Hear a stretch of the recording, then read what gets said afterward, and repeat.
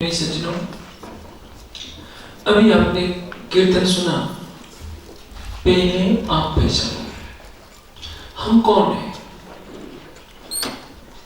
यह जानना अध्यात्म जगत की एक बहुत बड़ी उपलब्धि है। हमारी आंखों के सामने पंचभूतात्मक ये संसार दिखता है। इस संसार के लुभावने दृश्यों में, सुखों में हम खो जाते हैं और स्वयं को भूल जाते हैं। जब हम अपने शरीर को देखते हैं तो शरीर के नाम और रूप में ही स्वयं को भूल जाते हैं। यह शरीर पैदा हुआ है, इस शरीर का नाम रखा गया है और यह शरीर एक दिन भस्मीभूत हो जाएगा। इस कट सत्य को हम जानते हैं, लेकिन व्यवहार में चरितार्थ नहीं कर पाते।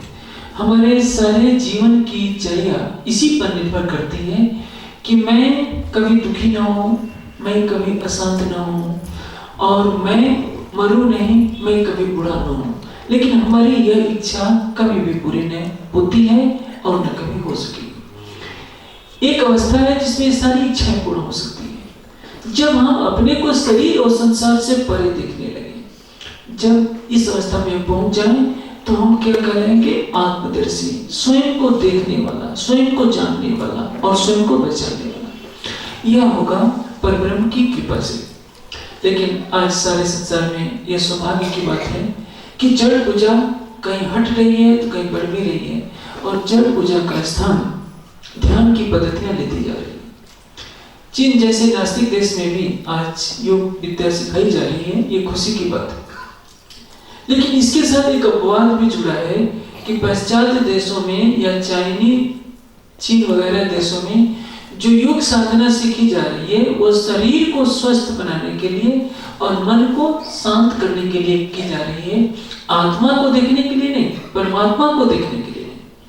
किंतु भारत में जो योग का हम सहारा लेते हैं केवल आत्मा के द्वारा परमात्मा के स्वरूप को देखने के लिए या अपनी अंतर्दृष्टि अपने आत्म स्वरूप को देखने के लिए की जाती है। ध्यान किसको कहते हैं? ध्यान से पहले हमें धारणा बनानी होती है।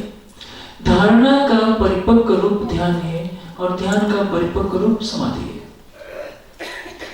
प्राय बोलचाल में समाधि का अर्थ क्या समझा जाता है? गांवों के अंदर कि गड्ढा खोल दिया जाता है, उसमें कोई व्यक्ति प्रविष्ट हो जाता है, अपनी नाड़ी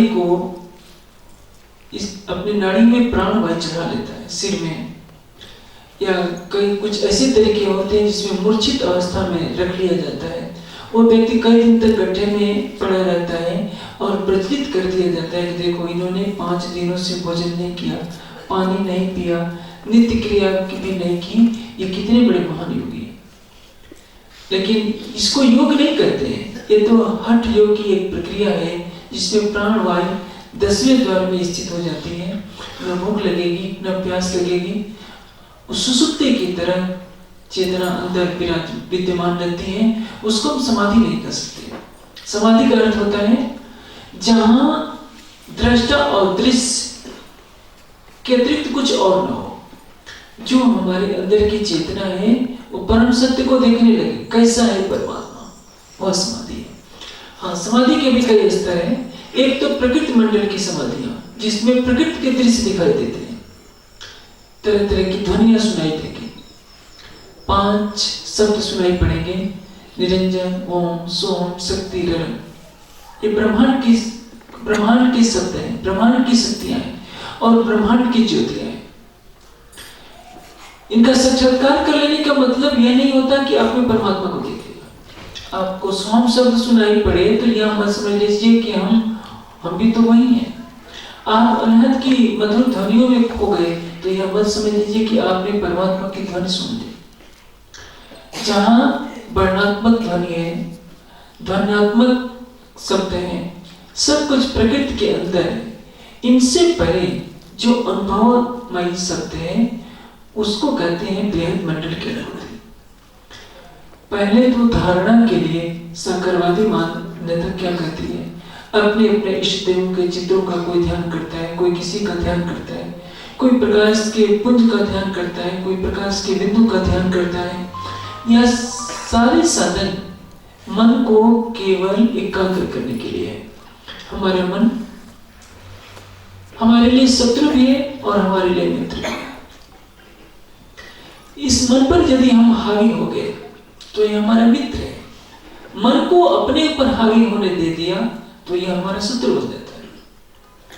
मन हमारे ऊपर कब हावी होगा? मन को क्या चाहिए? मन को केवल 3 चीजें चाहिए, प्रेम चाहिए, शांति चाहिए और आनंद चाहिए। इसको पाने के लिए वो माया में भटकता है। शब्द, स्पर्श, रूप, रसगंध, ये 5 इंद्रियों के 5 विषय हैं और इनका राजा है मन।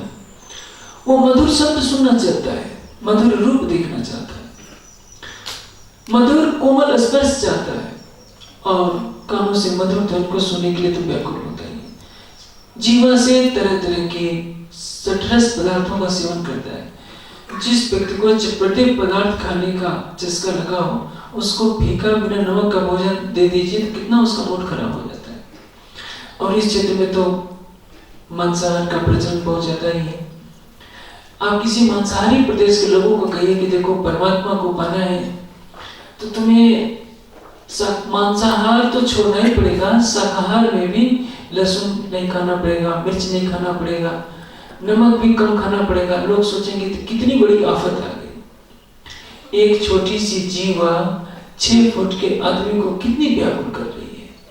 और ये जीवा इंद्रिय तो एक भाई है, ये इतनी सूक्ष्म है कि किसी सूक्ष्मदर्शी से भी कथित नहीं लिया जा सकता।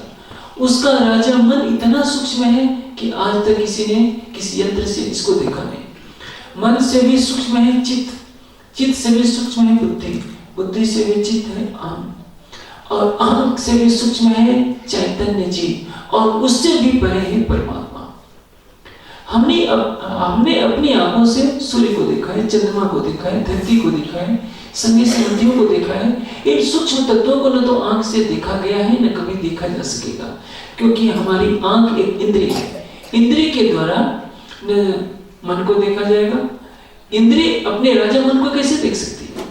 चित्त में जन्म जन्मांतरों के संस्कार है, उन संस्कारों के अनुसार हम सारे कार्य व्यवहार करते हैं। हमारी बुद्धि एक सूक्ष्म तत्व है, लेकिन बुद्धि की कार्यशाला मस्तिष्क है। हम मस्तिष्क और बुद्धि को एक मान लेते हैं, यहीं से भूल शुरू हो जाती है। जैसे हम अपने शरीर को अपना रूप मान लेते हैं, यह तो ठीक है।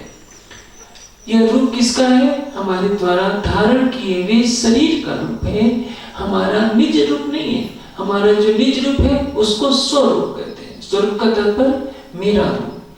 और ये जो 5 तत्व का पुतला दिख रहा है, ये तो 5 तत्वों का एक स्थूल पिंड है। ये पैदा हुआ है, भविष्य में नहीं रहेगा, लेकिन हम पैदा नहीं हुए और हम नष्ट नहीं होंगे। यही चीज हमें जानने वाली होती है। पैदा हुआ हमारा शरीर, उस शरीर के अंदर हमने प्रवेश किया, नष्ट होगा, जलाया जाएगा हमारा शरीर। ना हम मरे, ना हम जीवित, ना हम जन्म लेते हैं, ना मरते हैं। हमारा शरीर जन्म लेता है, हमारा शरीर मरता है। लेकिन बोलचाल की भाषा में कहा जाता है कि हमारा जीव ही जन्म लेता है, हमारा जीव ही मरता है। जो जन्म और मरण से परे है, भौतिक सुखों से परे है, उसको जन्म मरण के बंधन में किसने डाला? इस त्रिगुणात्मिक प्रकृति के बंधन ने डाला। हमें इस प्रकृति से परे चलना है, तो प्रकृति में दिखाई देने वाले जितने पदार्थ हैं उनको भी हमें माया का रूप देखना पड़ेगा। हमें ध्यान की अवस्था में हजारों सूर्यों के समान चमकती हुई ज्योति दिखाई दे तो ये नहीं समझ लेना चाहिए कि यह परमात्मा का ही स्वरूप है। मन का स्वरूप भी चमकते हुए सूर्य की तरह दिखाई देगा। इसलिए वेद के मंत्र में कहा गया है, यद ज्योतिषाम ज्योति तत्मे मनः शिव संकल्पमस्तु। जो ज्योतियों का ज्योति है और मेरा मन कल्याणकारी हो। चित्त से भी मन से भी परे है चित्त, और चित्त से भी परे है बुद्धि। बुद्धि का रूप और चमकीला होगा, अहम का रूप और चमकीला होगा, और जीव का रूप तो और चमकीला होगा। जब प्रकृति का आवरण होगा तो ऐसा लगेगा कि मैं 5 तत्व के पुतले में कहां फंसा पड़ा था। यदि हम अपनी चेतना के स्वरूप को देख लें, आज जब हम अपने शरीर की तरफ दृष्टिपात करते हैं तो हम जब अपने पुराने बाल दिखने लगते हैं तो सोचते हैं कि इन बालों को काला कैसे करें। चेहरे पर जब झुर्रियां दिखते हैं तो सोचते हैं कि इन झुर्रियों को कैसे मिटाएं, क्योंकि अब तो लगता है हम बूढ़े होते जा रहे हैं। हम इन हड्डी और मांस के शरीर को सुंदर बनाने का प्रयास करते हैं, लेकिन इनसे परे होकर जब हम अपने स्वरूप को देखेंगे तो लगता है कि न जाने कितने सूरज हमारे जीव के तेज में के सामने फीके पड़ रहे हैं। यह सूरज तो अग्नि तत्व है, यह जीव की चेतना को उल्लंघन नहीं कर सकता। जीव का तेज सूर्य के प्रकाश से कहीं ज्यादा अधिक तेजस्वी होता है, लेकिन यह तो तब हो जब हम आत्मदर्शी बने, हम अपने स्वरूप को जाने। ध्यान की प्रक्रिया के द्वारा यही बात होती है। आज ध्यान की न जाने कितनी विधाएं समाज में प्रचलित है, नाई से तो कुछ बना। ये तो बंगाल है, वेस्ट बंगाल, जो सारे देश में प्रसिद्ध है किसके लिए? दुर्गा पूजा के लिए।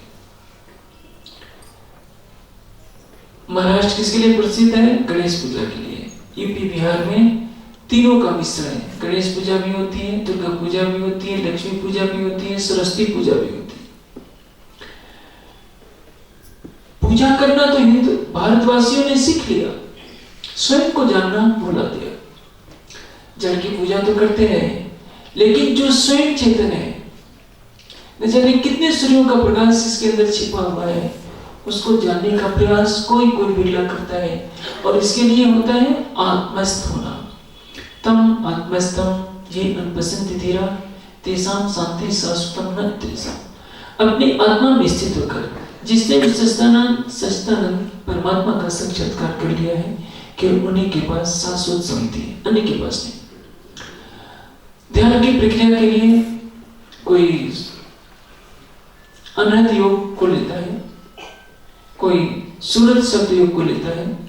सूरत शब्द योग को क्या कहते हैं? विहंगम योग। विहंगम योग का अर्थ क्या होता है? जैसे पक्षी सीधे उड़ान भरता है और वृक्ष के फल तक पहुंच जाता है, चींटी रेंग रेंग करके चलती है, इसको कहते हैं पिपीलिका मार्ग। तीन तरह की पद्धतियां हैं। एक है पिपीलिका मार्ग, चींटी रेंग रेंग कर वृक्ष पर लगे हुए फल तक पहुंचती है। दूसरा मार्ग है कपेल मार्ग, जिसको कहते हैं बंदर की तरह। बंदर का मार्ग क्या है? उड़ते हुए, जैसे ये छलांग लगाते हुए बंदर पहुंच जाता है। और तीसरा मार्ग है विहंगम मार्ग। तीनों में ध्यान की पद्धतियां चलती है। हठ योग का मार्ग क्या है? पिपीलिका मार्ग। लेकिन हठ योग की समाधि हमें परमात्मा तक नहीं ले जा सकती। जितनी मुद्राएं हैं, जितने बंध हैं, जितने प्राणायाम हैं, सटकर्म के जितनी क्रियाएं हैं, नीति, धोती, बस्ती, त्रट, कपालभाति, ये हमारे शरीर को स्वस्थ और सुदृढ़ बना सकती है। हमारे मन को कुछ एकाग्र कर सकती हैं, कुछ सिद्धियां दिखा सकती हैं। आपने खिचड़ी मुद्दा सिद्ध कर ली, अब कई दिन तक आपको भूख प्यास का कोई भय नहीं रहेगा। एक महान योगिनी हुई है जिन्होंने अपने जीवन में 60 वर्षों से ज्यादा समय तक एक बूंद पानी भी नहीं पिया। आप सोचेंगे कि यह गप हो सकती है, गप नहीं। योग दर्शन में लिखा है, कंठकूप में छुप पिपासा निवृत्ति। कंठकूप में यदि कोई समाधिस्थ हो जाए तो भूख और प्यास उसको कभी नहीं लगेगी जीवन भर। लेकिन ये तो चमत्कार हो जाएगा। उसको देखने के लिए लोग आने लगेंगे, देखो इन्होंने तो 20 वर्षों से एक बूंद पानी नहीं पिया, कैसे जी रहे हैं। लेकिन ये कोई बड़ी उपलब्धि नहीं है। आप मन को एकाग्र करके अलौकिक सिद्धियां प्राप्त कर सकते हैं। हवा में उड़ सकते हैं, पानी पर चल सकते हैं, एक साथ कई रूप धारण कर सकते हैं, अपने शरीर को बहुत विशालकाय बना सकते हैं और वहीं बैठे बैठे अंतर्धान हो जाएंगे, आपको कोई दिखेगा ही नहीं। लेकिन इन स्थितियों को लेकर क्या करेंगे? यदि आपने पक्षी की तरह उड़ना सीख लिया, मछली की तरह पानी पर चलना नहीं सीख लिया, तो कौन सी बड़ी उपलब्धि है? अध्यात्म ये नहीं कहता। अध्यात्म कहता है स्वयं को जानना। आपने अभी कीर्तन सुना था, पहले आप पहचानो रिसात हो, पहले आप पहचानो बिन चिन्हे आप बार ब्रह्म को कौन कहे में जानो। स्वयं को जानिए, मैं कौन हूं, कहां से आया हूं। इस तन और संसार को छोड़ने के पश्चात मुझे जाना कहां है, मेरी आत्मा का नादी प्रीतम कहां है और कैसा है। यह तो मन की एकाग्रता से प्राप्त होने वाली स्थितियां आपको वशीभूत करके माया के बंधन में डाल देने वाली है। क्योंकि जहां आपने एक सिद्धि का प्रदर्शन किया, दुनिया की भीड़ आपके चरणों में नतमस्तक हो जाएगी। कितने महान योगीराज हैं, इनका दर्शन हमें प्राप्त हो गया। और आशीर्वाद क्या चाहिए दुनिया को?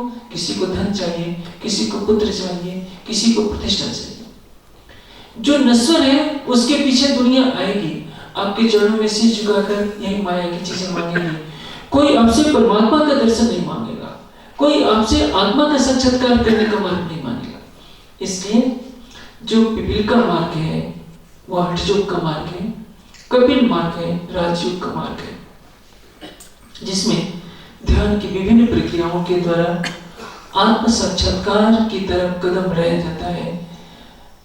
योग दर्शन में कहा है कि चित्त की वृत्तियों का निरोध योग है तथा दृष्टो स्वरूपे स्थान।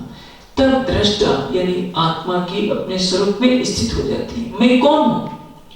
आप प्रकृति से परे जब हो जाएंगे,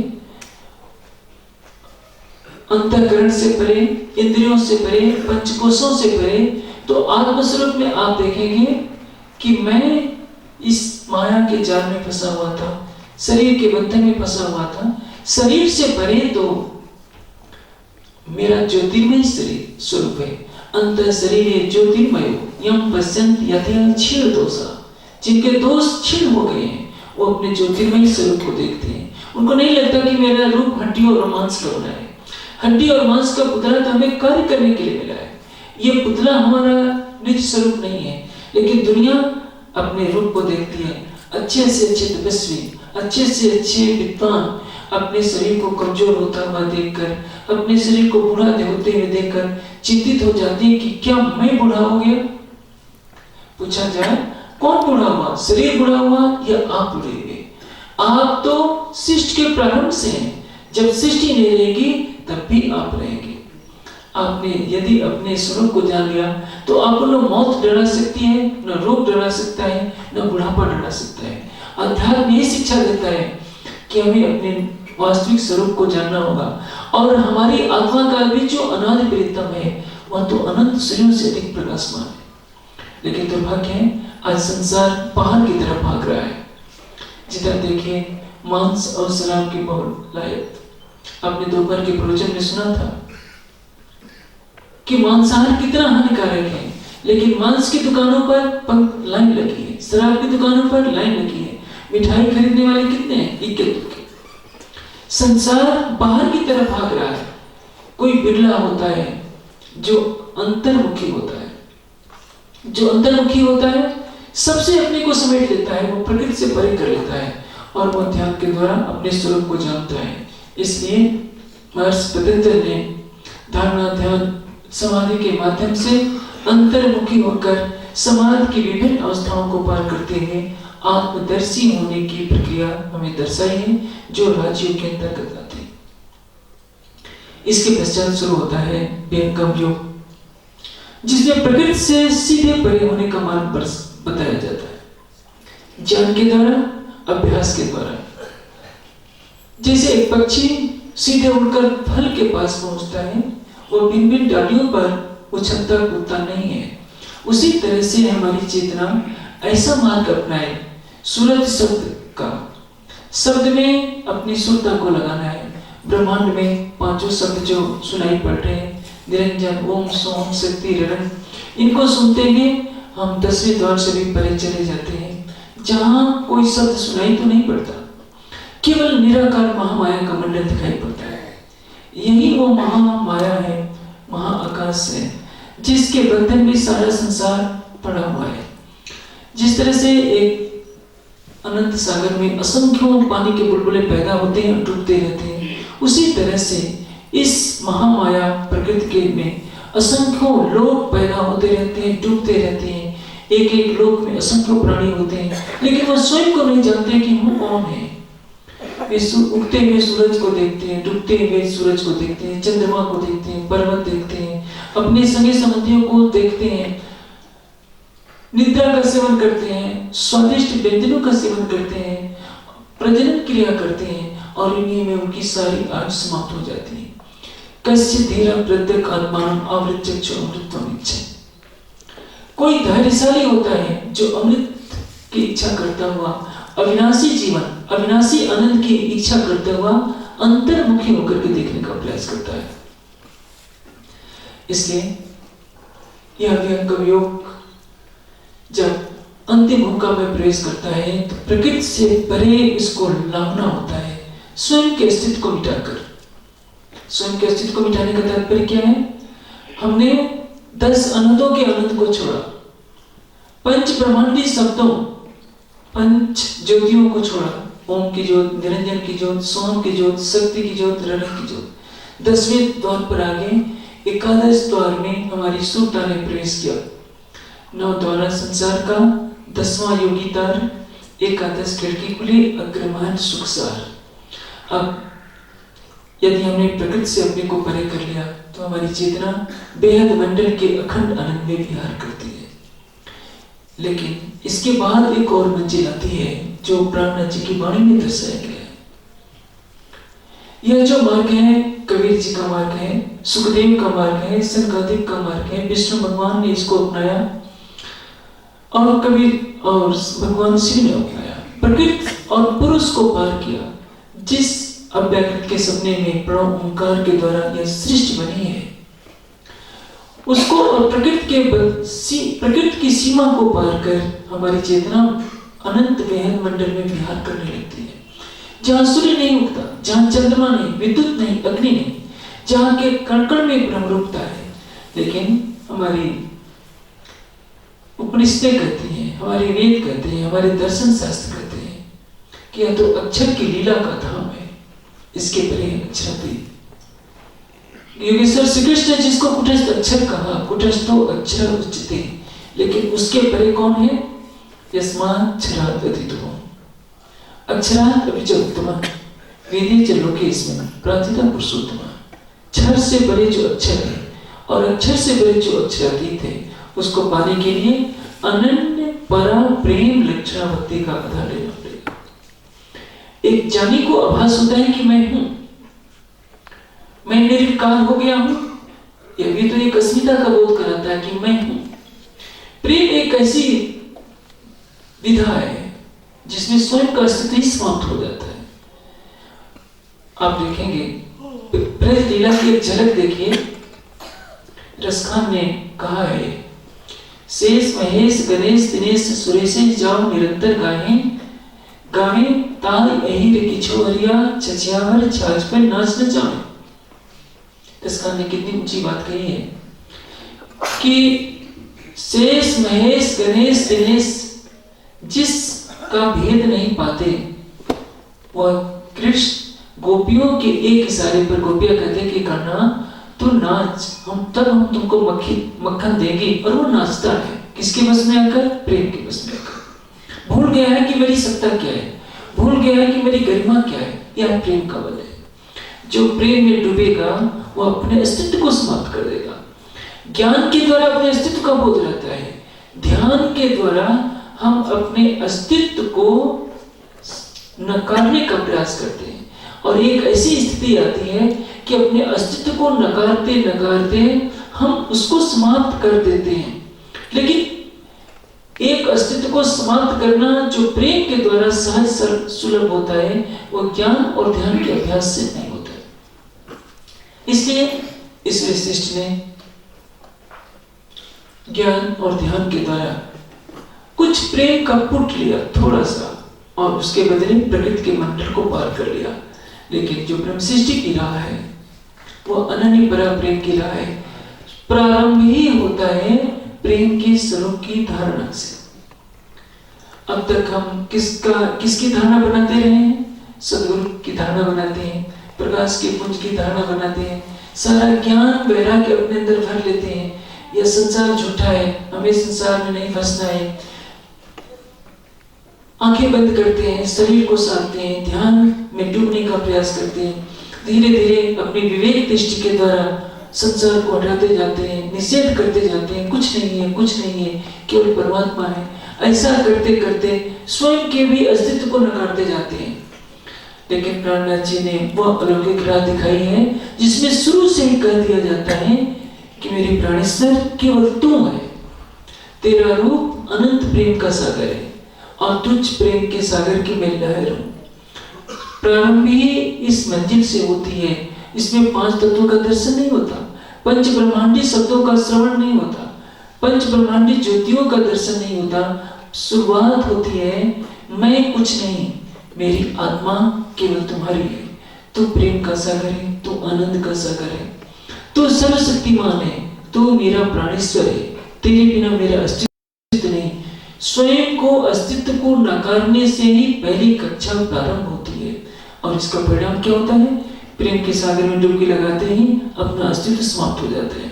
जिसने स्वयं के अस्तित्व को समाप्त कर दिया, धारणा ही कर डाली सौंदर्य के उस सागर की, जिसके सौंदर्य की एक बूंद आ जाए इस पृथ्वी के अंदर तो सारी पृथ्वी का सौंदर्य इस पृथ्वी ही नहीं, अरबों पृथ्वियों के सौंदर्य भी उस परब्रह्म के सौंदर्य रूपी सागर की एक बूंद का मुकाबला करने में समर्थ नहीं है।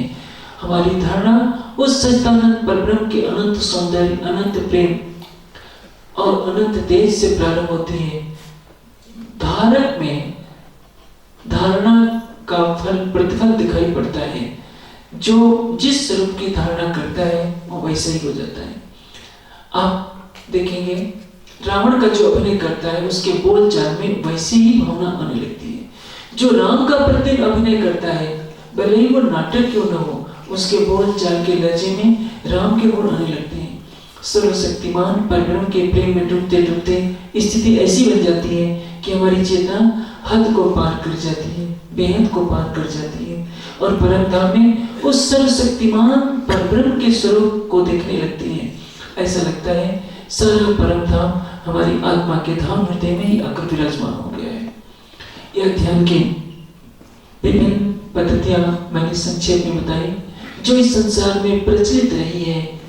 पिपलिका मार्ग, कपिल मार्ग और विहंगम मार्ग जो सूरत शब्द युग है।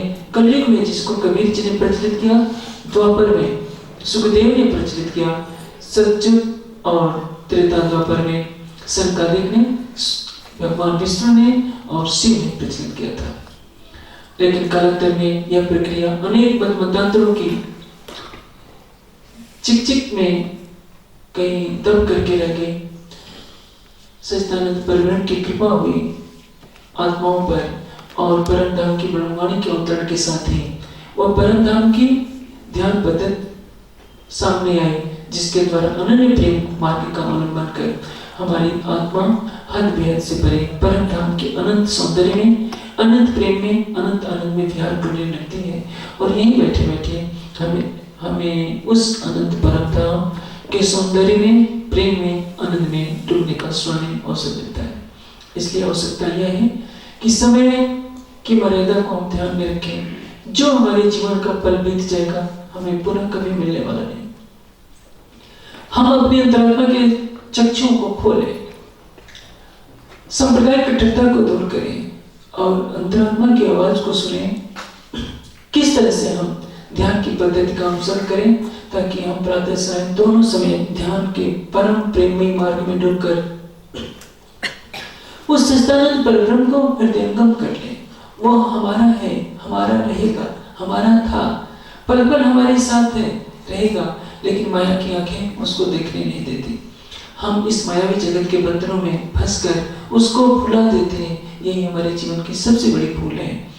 प्राणा जी की तारतम्यवाणी हमें उस परम धाम के ध्यान की तरफ केंद्रित कर रही है जिसमें निराकार का कोई बंधन नहीं, साकार का कोई बंधन नहीं, साकार और निराकार के सारे द्वंद्व जिसमें समाप्त हो जाते हैं। इसकी आवश्यकता है कि हम उस चित्तवनी, जिसको चित्तवनी का अर्थ क्या होता है? अंतर्दृष्टि से देखना। चित्तवनी का अर्थ यह नहीं हो कि चित्त को लगाना। चित्तवनी नेत्रों की दृष्टि है, यह बाह्य नेत्र नहीं, अंत आत्मा के नेत्रों से जो देखा जाता है उसको कहते हैं चित्तवनी। और उसी को कहते हैं सम्यक समाधि, उसी को कहते हैं चैतन्य समाधि। और तब हमें सच्चिदानंद परब्रह्म के अनंत सौंदर्य के दर्शन होते हैं। यह संसार फीका लगने लगता है, तब हमारी अंतरात्मा पुकार उठती है, लगी वली कछ और न देखे, पिंड ब्रह्मांड वाको हेरी नहीं, वो खिली प्रेमी पार पियासो देखन को तन सागर में। अब समय पूरा होता है। मैं आशा करूंगा कि आप जब ये सुंदर साधन प्रेमी सज्जन एकत्रित हुए हैं, अपने हृदय में ध्यान पद्धति को विशिष्ट स्थान देंगे और अपने जीवन की दैनिक क्रिया से कभी भी अलग नहीं करेंगे। अधिक जानकारी के लिए देखें www.spjin.org।